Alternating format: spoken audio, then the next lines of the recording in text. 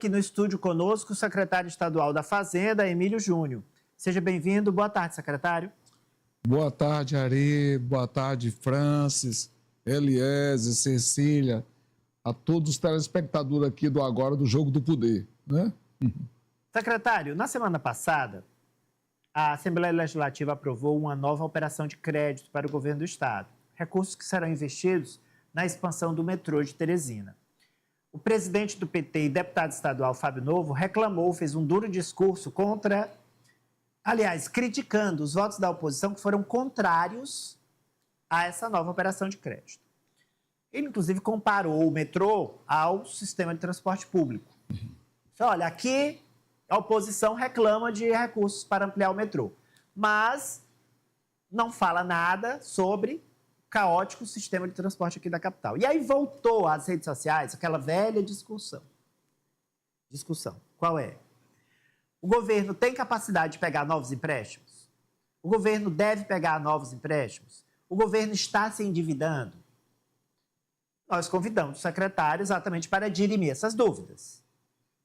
O governo tem capacidade de contrair novos empréstimos, fazer novas operações de crédito? Qual é a situação das finanças do Piauí hoje? Boa tarde, Ari. Mais uma vez, é muito importante a gente estar colocando esse assunto para a população, né? Em primeiro lugar, a gente tem que entender que o governador Rafael Fonteles, e nós concordamos da Cefaz, ele entende que no momento que a gente tem o Tesouro com a capacidade de investimento, de recursos muito limitados, né? Ou seja, se a gente fosse deixar para fazer os investimentos em infraestrutura no estado do Piauí, só com recursos do Tesouro, Ari, nós não chegaremos a investir em torno de 500 milhões por ano, praticamente. E aí o que é que fica a população exigindo muitas vezes? O asfaltamento, a infraestrutura, uma escola bem reformada, a questão da saúde. Então, nós entendemos, e o governador também entende e leva tudo isso à frente, que se você pega uma operação de crédito, faz o investimento dela, o investimento é antecipado, a obra sai, o retorno acontece, porque quando você tem uma boa estrada, um produto de uma mercadoria, de um comércio, para chegar naquele local, tudo é facilitado, tudo é melhorado, tudo é um custo menor, e aí você tem o retorno desse investimento, com aumento de emprego, aumento da renda per capita e tudo isso. Agora, a preocupação sempre que existe esse questionamento e o governo não está se endividando a ponto de repente entrar numa quebradeira, como a gente viu alguns estados, estamos vendo alguns estados no Brasil. Ari, é muito importante, em primeiro lugar, quando o governador, a gente faz uma operação de crédito, a gente observa 4 pontos que nós chamamos de cruciais para uma operação de crédito, né? Primeiro deles é ter a garantia da União. Porque com a garantia da União, você já tem uma segurança de que aquela instituição financeira que, ao aportar aquele recurso, ela vai receber aquela prestação. Porque se o Estado não pagar, por exemplo, a União paga. Com isso, a taxa de juros diminui. Então, primeiro, todas essas operações que estão sendo feitas, PROMAS, a maioria dessas operações, todas elas é com aval da União. Com isso, a taxa de juros o Tesouro Nacional, né? Tesouro Nacional. Outra coisa, ali, quando um Estado vai fazer uma operação de crédito, a gente tem, em primeiro lugar, que respeitar uma resolução do Senado que diz que os Estados não podem se endividar em valores acima de 200% da sua receita corrente líquida. Hoje, a receita corrente líquida do Estado é da ordem de 18,7 bilhões. 200% disso daria em torno de 37 bilhões de reais. O Estado do Piauí hoje está chegando a um patamar em torno de 17 bilhões. Então, nós ainda temos muito limite a ser utilizado dessa operação, que a gente está muito abaixo. A outra coisa que existe também uma preocupação da Secretaria do Tesouro Nacional, e tem um normativo legal, que durante um ano do exercício, o Estado também não pode pegar mais do que 16% de operação de crédito da sua receita corrente líquida. O que hoje, isso chega em torno de 2,7, 2,9 bilhões de reais. Então, por exemplo, se o Estado quer hoje fazer 5 bilhões de operação de crédito ali, o Estado do Piauí, nesse momento, não tem. Por quê? Porque a gente tem que respeitar esse normativo de 16% da sua receita corrente líquida. A outra coisa que também, e aí esse é um ponto muito importante, que é em relação ao endividamento para pagar aquela prestação. Toda operação de crédito, quando ela é inserida no sistema que é o SADPEN da Secretaria do Tesouro Nacional, juntando todas as operações, durante aquele prazo, o Estado não pode se comprometer mais do que 11,5% da sua receita corrente líquida com o pagamento de juros e amortização. Então, tudo isso é analisado. Então, esse arcabouço legal de 200% da receita corrente líquida, 16% para você tomar empréstimo no ano, 11,5% para ser o limite máximo de pagar, isso faz com que o Estado não possa avançar muito para chegar a um endividamento maior do que esse. Agora, é lógico que existe uma preocupação, tanto do governador, como também nós da Secretaria de Fazenda, com as operações, quando a gente forma aquela questão da taxa de juros, Ari. Realmente, a taxa de juros Selic, onde a sua grande maioria das operações a gente está fazendo, é operação interna, vinculada à Selic, essa taxa de juros Selic, nesse patamar, ele onera muito. E existe um questionamento hoje, praticamente no mundo todo, no mercado financeiro, onde essa taxa Selic, com esse juro real do Brasil sendo muito alto, está fora da nossa realidade. Então, é algo que a gente também se preocupa com essa taxa de juros. Esperamos que haja uma instabilidade no mundo, né? Porque você está vendo, a gente começou com guerra na Ucrânia, aí agora, esse ano, a gente esperava mais uma tranquilidade, aí entra agora a questão da guerra do Irã, com Israel, Estados Unidos, que aí deixa uma instabilidade, e o Banco Central tem que, às vezes, manter essa taxa de juro alto para não...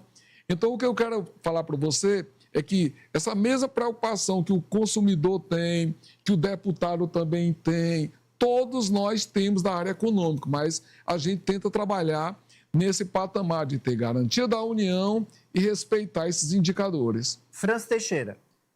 Secretário, boa tarde. Nos boletins divulgados pelo Tesouro Nacional, que eu sempre analiso, o Piauí sempre permanece no top 3 de investimentos públicos no Brasil, no comparativo com a receita corrente líquida. Recordo, inclusive, que no ano passado esse patamar chegou próximo de 18% da receita corrente líquida. Então, gostaria de saber do senhor qual é o montante de investimentos previstos para esse ano e para os 4 anos da gestão Rafael Fonteles, que, salvo engano, já soma ali mais de 3,5 bilhões de reais em investimentos públicos e mais de 40 bilhões em investimentos privados. Então, qual o saldo que o governo prospecta até o final desse ano? É aquilo que a gente vem falando com esses próprios indicadores, né? Como, por exemplo, o Estado só pode se comprometer, por exemplo, com a operação em torno de 16% da receita corrente líquida, o que isso dá em torno de 3 bilhões alguma coisa, com certeza os investimentos para o Estado do Piauí em despesas de capital devem ficar nessa casa aí, dentro do limite do 16%. Atualmente ela é em torno de 3 bilhões, mas a gente espera que a receita corrente líquida deva aumentar, deve ficar na faixa de 3,3 bilhões, alguma coisa para esse ano, entendeu?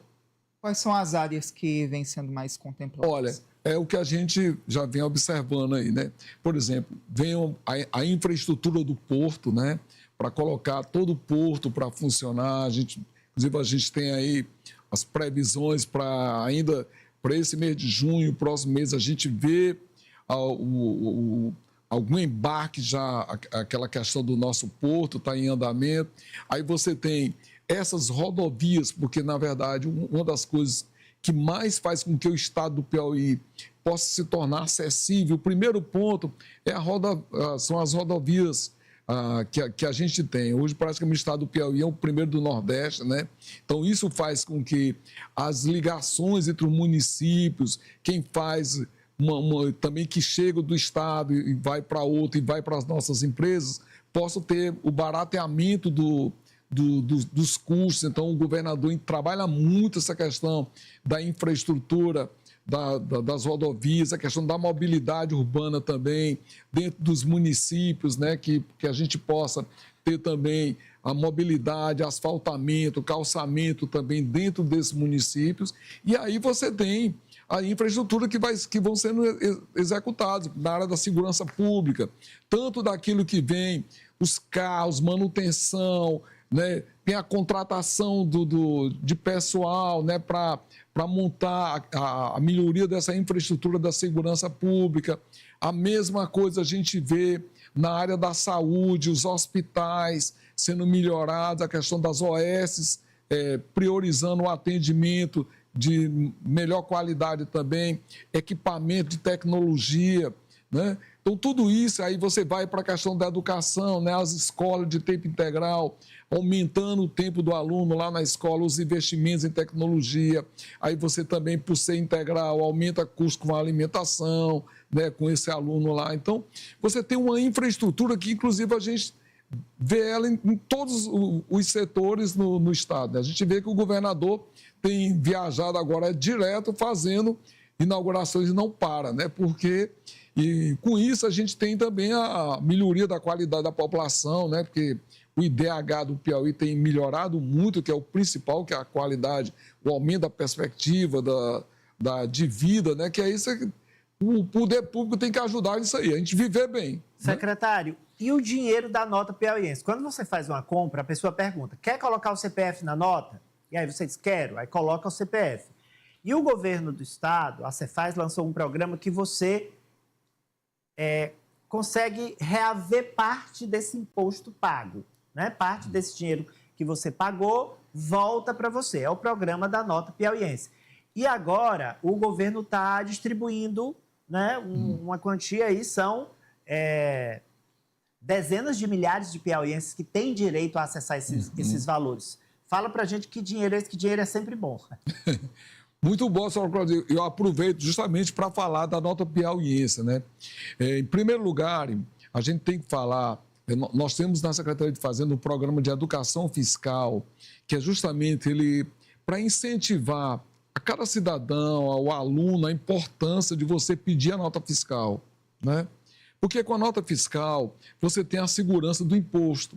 Se você tem um imposto, você tem o ICMS, aí você já sabe, 25% do ICMS vai para a educação, no mínimo 12% vai para a saúde, aí você tem os gastos com o pessoal, manutenção da máquina, você tem o 25% também vai para todos os municípios piauienses. Então, esse é um lado da educação fiscal, do lado social, de entendermos a importância do imposto, que muitas vezes a gente critica, às vezes, o imposto e esquece que, às vezes, eu estou saindo aqui da porta da sua TV, essas ruas todas estão asfaltadas, né? Iluminadas. Como é que se chegou tudo isso? Dinheiro do imposto. Mas aí tem uma parte do nosso programa, e você falou muito bem, que é o da nota piauiense, né? O da nota piauiense, a gente incentiva o cidadão pedir a nota fiscal, incentiva ele ao pedir, incluir o seu CPF, porque parte daquilo que está sendo arrecadado naquele estabelecimento, ele pode receber de maneira direta. E aí, como você falou, nós fizemos agora um levantamento e a gente até ficou feliz, né? Foi levantado agora, do ano passado para o início desse ano, nós temos 12 milhões de reais que a gente está disponibilizando e chamando as pessoas para fazer o seu pedido do ressarcimento. Então, como é que funciona isso? Você cadastra o seu CPF, o seu nome no programa da Nota Fiscal Piauiense, e aí, ao acessar lá, você pode tanto acompanhar cada compra daquilo que você faz, quanto é que está sendo repassado de ICMS, como se fosse um conta corrente seu, E aí, quando você, dentro desse seu valor, se você já tiver R$ 25, você já pode pedir, cadastra a sua conta corrente no banco e aí você já pede e o Estado tem 30 dias para devolver. Quem está agora nos assistindo ou nos ouvindo na rádio, para saber se tem algum valor a receber, quem já se cadastrou. Eu, por exemplo, sou cadastrado. Desde o início do programa, eu fui lá no site da Cefaz e me cadastrei. Inclusive, vou fazer a consulta depois do programa para saber se eu tenho algum valor a resgatar. Quem é cadastrado? Vai lá no site da Cefaz? Tem o site da Secretaria de Fazenda, né, www.cefaz, nota fiscal, né, o nota piauiense, e aí ele é bem didático. Ele demonstra lá, você vai acessar, Começa ele vai com 25 pedir. e tem valores assim, acima de R$100. Olha, para você ter ideia, eu vou dar o meu exemplo, né? Eu entrei agora, tinha R$425 na semana passada. Mas tem de pedir para colocar a nota fiscal. Não. O CPF da nota. Olha, o programa, você tem que, ao comprar em qualquer estabelecimento, é pedir a nota fiscal. Sim. E para o programa você tem que incluir o seu CPF. Se não incluir o CPF... porque senão aí o retorno não... Sim. Porque na verdade ele é um conta corrente, né? Às vezes a pessoa não inclui por pressa. Eu estou apressado, não vou botar o CPF, não. É isso que a gente... dinheiro. Nós estamos aproveitando aqui a audiência do seu programa para demonstrar isso. Ó. Esse valor que eu te falei, que eu falei de 12 milhões, 200 mil CPFs podem pedir, estão aptos a pedir isso aí. Então, a gente eu vou colocar agora o meu CPF em todas as compras religiosamente, porque eu admito que em algumas eu estou com pressa e não coloco, não. Secretário, muito obrigado por ter vindo aqui conversar conosco. Ari, eu aproveito para agradecer aqui o espaço, né, com todos vocês aqui, dizer que a Secretaria de Fazenda, por ser um órgão muitas vezes técnico, né, fala de imposto, que às vezes as pessoas... Mas nós temos que falar que para que os serviços públicos aconteçam de melhor qualidade, a gente tem que ter a função do tributo, né? E que a Secretaria é uma área meio e a gente tenta trabalhar a coordenação de tudo isso que vai para as ações do governo, nessas operações de todas são 120 unidades gestoras, né? Trabalhando no Estado, e a gente tenta trabalhar nesse meio campo com a Secretaria de Planejamento, de Administração, colocar isso aí. E mais uma vez agradecer, dizer que nós aqui da Secretaria de Fazenda estamos à disposição, né, para tirar dúvida, né? A qualquer momento a gente está sempre aqui também. Falando. Muito obrigado. Valeu, boa tarde. Vamos conferir agora um recado do Armazém Paraíba. Sorte no amor e no jogo. Na Copa Armazém Paraíba tem presentão de namorados e ofertas para transformar sua casa em estádio. Fogão 5 bocas R$ 99,90 mensais. Torre acústica 2.200 watts, R$ 159,90 mensais. Smart TV 43 polegadas, R$ 159,90 mensais. Rack para TV de até 75 polegadas, R$ 74,90 mensais. Copa Armazém Paraíba. Agora nós vamos conferir quais são os projetos de lei que os vereadores de Teresina aprovaram e que o prefeito Silvio Mendes vetou. E agora os vereadores têm a oportunidade de derrubar esses vetos ou mantê-los. É uma prova de fogo, um teste de fogo para o prefeito Silvio Mendes na Câmara. É a manchete 1 do Marca. Francis Teixeira, você mapeou esses projetos? Mapeei ali projetos que foram aprovados pela Câmara Municipal de Teresina, mas que chegaram até a mesa do prefeito Silvio Mendes e ele decidiu vetar 2 deles integralmente e um deles parcialmente. A gente colocou em cartela que projetos são esses e o veto vai ser analisado pela Câmara de Teresina e é uma prova de fogo para o prefeito e sua base aliada no Legislativo Municipal. Vamos conferir quais são. Tem uma cartela, né, com os 3 projetos. Isso. E olha, eu ia falando Amadeu. Muito bem, a Nájila vai já colocar. Lembrando, Franci, que não há uma data exata para a Câmara votar os vetos, né? Pode demorar uma semana, 2, depende ali do presidente Enzo Samuel colocar esses vetos em votação, não é? Justamente, Ari. Mas ali é um praxe do Legislativo Municipal que essa análise seja colocada pelo menos 15 dias, no máximo 15 dias após esses vetos chegarem à Câmara Municipal de Teresina. Então, nesse sentido, há uma expectativa que ainda nesse mês de junho, essa análise ela possa acontecer pelos vereadores de Teresina. E aí é aquele momento que a gente passa, inclusive, a observar vereadores que votaram a favor dessa proposta e que agora ficam numa sinuca de bico, votando a favor ou contra a manutenção do veto, podendo, inclusive, divergir da posição inicial que eles tiveram.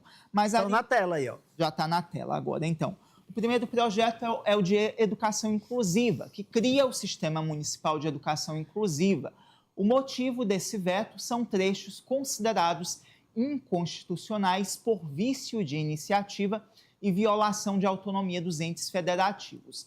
O segundo projeto vetado por Silvio Mendes é da redução de filas na saúde, que impunha diretrizes para diminuir filas de cirurgias eletivas e exames especializados. Nesse caso, o prefeito ele apontou uma interferência em uma competência que é exclusiva do Poder Executivo e uma afronta à separação dos poderes. E o terceiro projeto é o de parcelamento de férias dos servidores, também um veto total. Esse projeto permitia dividir as férias em até 3 períodos, ou seja, 3 períodos de 10 dias. E o motivo também é um motivo relacionado a uma invasão de competência ali, que seria aí uma competência exclusiva do Poder Executivo. Então, 3 propostas que contaram com ampla maioria dos vereadores de Teresina e que agora passam para uma análise de veto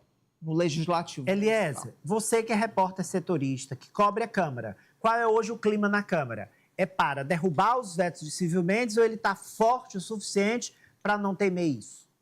Lição aí para o líder do governo, Bruno Vilarinho. Eu vejo que o prefeito tem maioria, em regra consegue os seus objetivos no parlamento municipal, mas a depender da pauta, Ari, é preciso um esforço maior. Não tem nada garantido que esses vetos serão mantidos. Olha só, a gente, inclusive hoje, teve uma manhã tumultuada na Câmara de Vereadores de Teresina. O vereador João de Deus, eu conversei com ele mais cedo, ele me disse que foi a audiência pública para tratar do transporte urbano da capital, uma audiência muito esperada. Foram chamados a S-Trans, o Ministério Público, as empresas dos consórcios, né, donas dos ônibus aqui que circulam em Teresina. E pasmem, a S-Trans não foi. Nossa. Poliana, aí depois reclama que o projeto interfere na competência do município. O município falta na competência e tem que vir a Câmara mesmo, botar alguma coisa para tentar ver se as coisas funcionam, né? No caso da saúde, como a gente viu no projeto agora há pouco. Rapaz, a palavra... assim, diz respeito eu não vou dizer a poder palavra que dá certo. né? Eu não vou dizer a palavra que estão, que o meu advogado está falando aqui, é mais Os complicado. vereadores estão lá representando a população, Não é possível que não possa ir Um representante, um cidadão. um diretor, seja lá quem cidadão. for, um agente que possa representar e responder esses anseios, né? Muitos estudantes se concentraram hoje no plenário da Câmara, aqueles que realmente dependem, precisam do transporte, deram o seu grito, o seu pedido de socorro, de solução a esta causa, mas infelizmente a Prefeitura de Teresina permanece insensível. Vereadores da base estavam na Câmara e não apareceram na audiência, ficaram reservados ou em gabinetes ou na presidência, não foram ao plenário, não quiseram conversar com a imprensa. Enfim, é como se não houvesse realmente interesse, sensibilidade com a pauta. Cecília, imagina se o transporte não tivesse ruim como Né? É verdade. Olha, eu acho que... Acredito muito que se colocar essas pautas que eles dizem ali que fere o poder, que fere as instâncias, se é uma forma ali, um grito de socorro, de tentar algum tipo de comunicação, porque se vai atrás e não consegue, porque isso de fato é uma falta de respeito, e as pessoas elas precisam dessa resposta, precisam desse respaldo, e quando não se tem, a única forma de conseguir isso é agindo da forma ali que seria errada, mas é porque é o único jeito que se está encontrando para ter algum tipo de resposta, porque isso daí é inadmissível, de verdade. E eu não digo nem errada, Cecília, seria fora do comum, né? Porque os vereadores estão tentando fazer o certo, por exemplo, do caso da saúde, que é garantir o atendimento com agilidade para reduzir as filas na saúde pública de Teresina. Isso é interferir? Aí os vereadores convocam uma audiência pública para poder debater o transporte, porque a prefeitura não está conseguindo resolver e quer chamar outros setores da sociedade para tentar ver se encontra uma solução. Aí a prefeitura não manda um cidadão sequer, um mínimo representante para debater a situação, é falta de interesse. E um desrespeito também com o poder constituído, que é a Câmara. Agora, o Agoniado está trazendo, tem candidato novo na praça. Vamos saber que candidato, aliás, candidatos, no plural, é a manchete do Agoniado, Nájila, que diz o seguinte: tem mais pré-candidato nas eleições deste ano no Piauí. Partido vai lançar pré-candidaturas a governo, Senado e Câmara. Pois não, Eliezer? Ontem, domingo, o partido Unidade Popular deliberou por pré-candidaturas este ano aqui no estado do Piauí. Nós ouvimos o pré-candidato ao governo, o historiador Santiago Belisário, que foi candidato à Prefeitura de Teresina em 2024. Agora, o desafio é maior, já tem pré-candidato a vice, senador, vai ter candidato a federal e até a presidência da República com a agenda no Piauí. Vamos lá.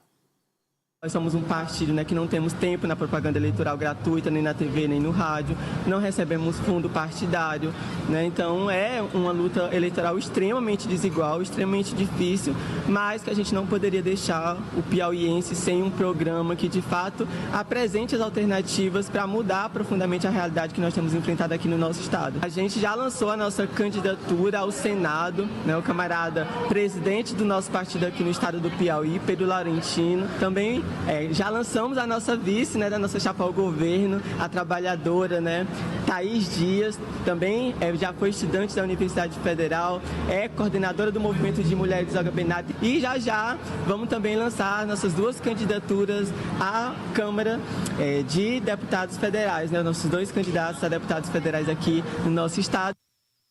Aí então um jovem pré-candidato que já disputou a eleição de 2024, ele foi candidato a prefeito e agora sai de candidato a prefeito a candidato a governador. Isso obteve mais de 800 votos, inclusive, mais votos, por exemplo, do que o Telciro Alencar, em 2024, que teve ali 230 votos, aproximadamente. E no dia 12 de junho, eles vão fazer um evento oficial para apresentar esses pré-candidatos com a Samara Martins, que é do Rio Grande do Norte, dentista, pré-candidata à presidência da República pela Unidade Popular. Então ela vem, né? A presidenciável Samara Martins. Em a Teresina. Bem, olha, vamos agora à manchete do Farol, porque tem um pré-candidato a deputado estadual que deixou o seu partido, agora é PT, é Partido dos Trabalhadores, mas continua forte na antiga sigla e ganhou um apelido do governador Rafael Fonteles agora no final de semana. Virou PT, mas continua forte na sigla antiga. Rafael coloca apelido. É o deputado do esporte. Vamos direto ao vídeo, minha querida Nájila Alves, e na volta a gente explica do que se trata. O ex-prefeito João da Cruz já fez um belo trabalho e agora o Hugo acelerando ainda mais com o nosso apoio dos senadores Marcelo, Júlio César, os deputados aqui, como é o caso do Evaldo Gomes, 2,5 milhões de reais em asfalto urbano. É outra cidade. Agradecer ao nosso deputado Evaldo, que vem ajudando bastante o município também. Deputado do esporte. Deputado do esporte. Mais de 2 milhões em quadras e praças que estão sendo executadas no município, um CRAS no centro da cidade. Então, assim, a cidade está belíssima graças a essa parceria desse time. Palmeiras, viva a Palmeiras, viva a Palmeiras. O prefeito Hugo Rosal, de Palmeira do Piauí, ele é do Solidariedade. E o deputado é Evaldo Gomes, que era do Solidariedade, deixou o partido, é pré-candidato à reeleição pelo PT, mas continua, claro, com a zona de influência total, não é, Franci?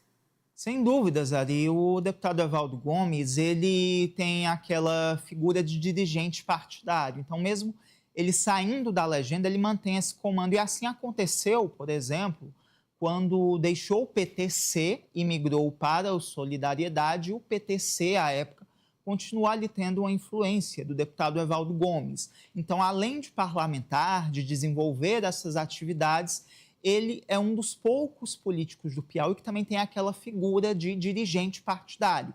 Ele sabe comandar, ele sabe articular uma chapa e, nesse momento, não foi um momento propício para o Solidariedade abrigar a sua candidatura à reeleição, a sua pré-candidatura à reeleição. Então, migrou para o PT pensando na sua reeleição, mas, obviamente, mantém esse arco de poder e de influência, não só no Solidariedade, mas também no PRD, tendo em vista que o PRD e o Solidariedade estão unidos aqui no Piauí. Posso ser venenosa? Pode não, deve.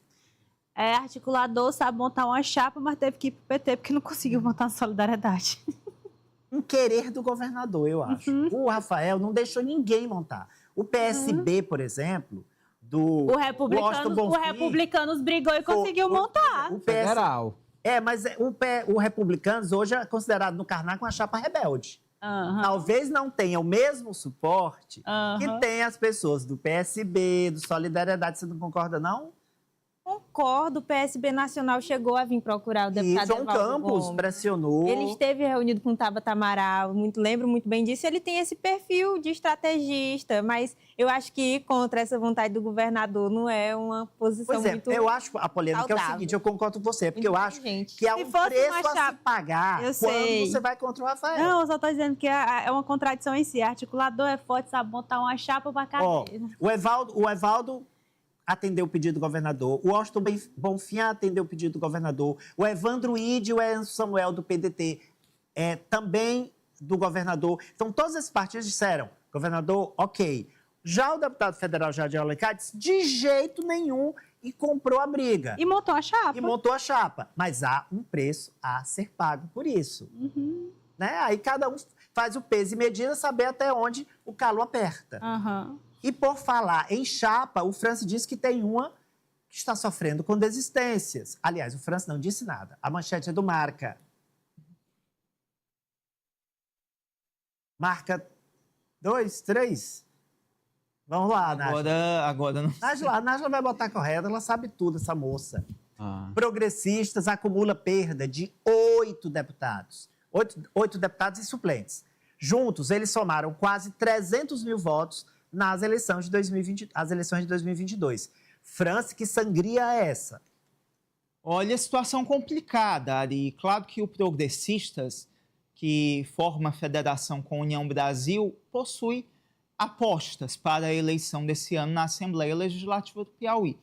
O próprio senador Ciro Nogueira, presidente nacional, disse aqui em entrevista ao Jogo do Poder que prospecta a eleição de 6 nomes para a Alep. No entanto, o partido sofreu com desistências e também com nomes que saíram da sigla e se filiaram a legendas da base governista. Então, como nós anunciamos aqui na sexta-feira, em primeira mão, a desistência do Bessá Filho, resolvi colocar em cartela a lista dos desistentes e quantos votos cada um teve e que o PP vai ter que compensar, entre aspas, na eleição deste ano. Olha aí, Marden Menezes, que está na chapa do PSD de Dado, teve 36.919 votos.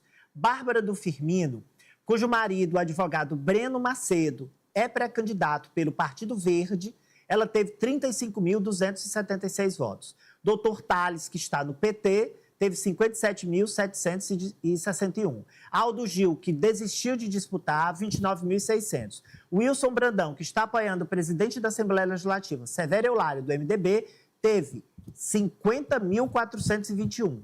Dogin Félix, que está no MDB, teve 15.084 votos. Gracinha Monsanta, que teve quase 40 mil votos, 39.515, está no MDB. E Bessa Filho, o Franci anunciou na última sexta-feira que ele desistiu para apoiar Henrique Pires, também do MDB. Ele teve quase 28 mil votos. Franci.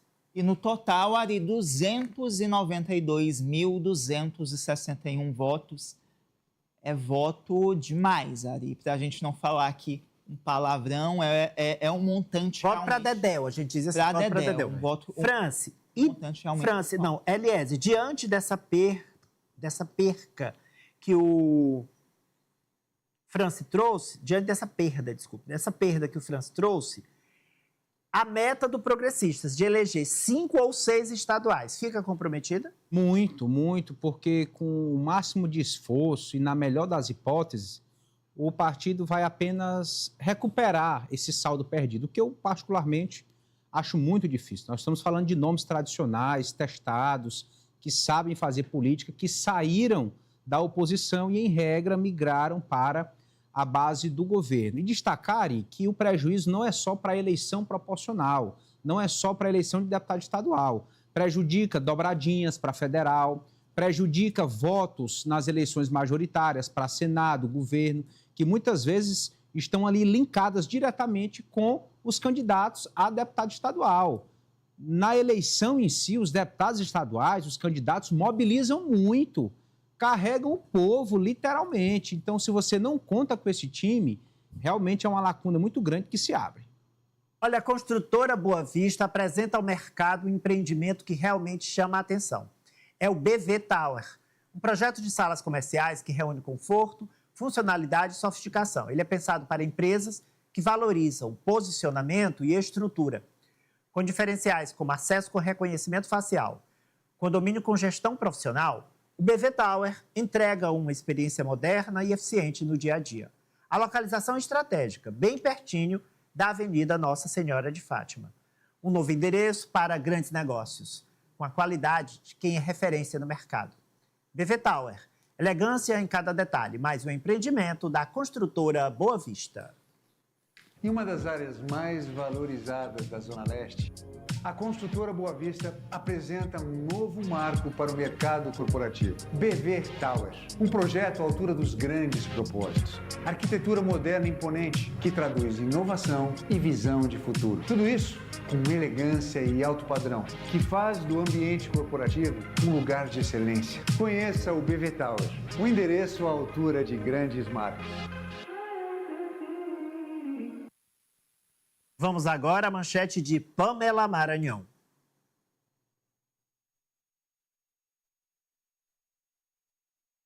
Calendário eleitoral. TRE instala comissão de propaganda para as eleições deste ano. A Pamela tem uma reportagem para a gente.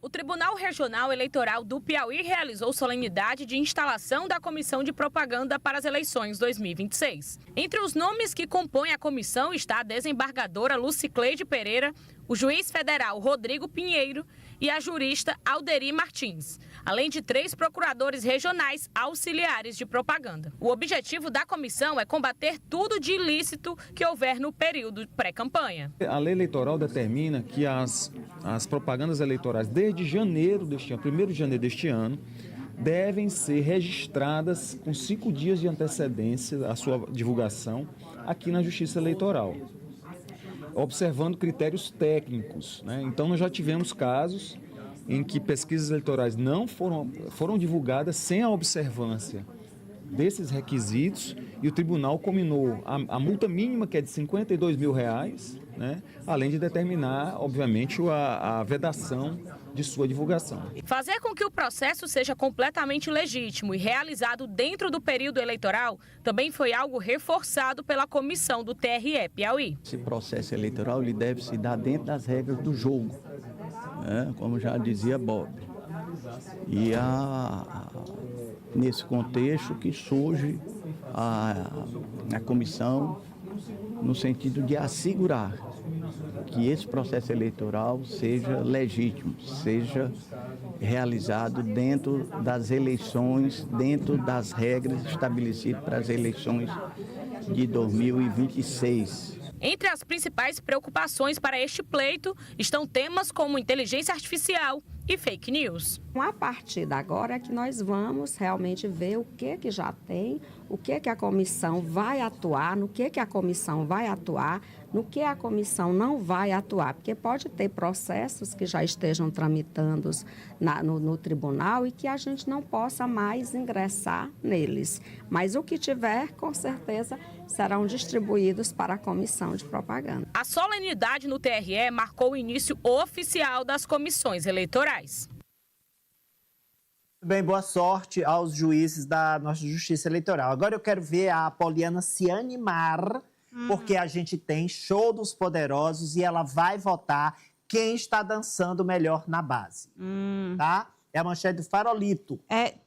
Posso botar em cartela quem está dançando Milhão na Base? Não, você vai falar aqui ao vivo, que tem o vídeo que você vai assistir, vai prestar atenção. Olha só, Show dos Poderosos. Quem dança melhor na base?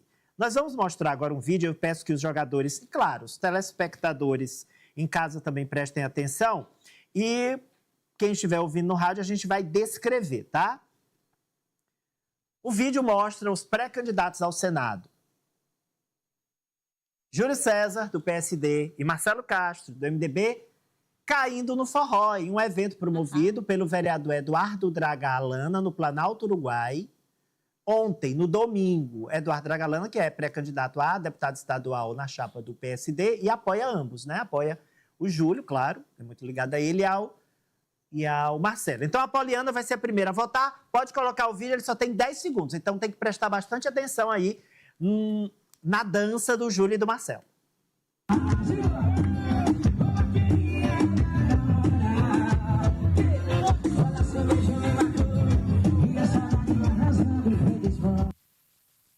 Quem dançou melhor na base? É uma coisa bem complicada de eu responder. Mas você terá de responder. Quero ver replay. O nível está muito alto. Replay. Quero A Poliana, replay. a jurada pediu um replay. A diferença está nos detalhes. Aí, ó. Deixa eu ver.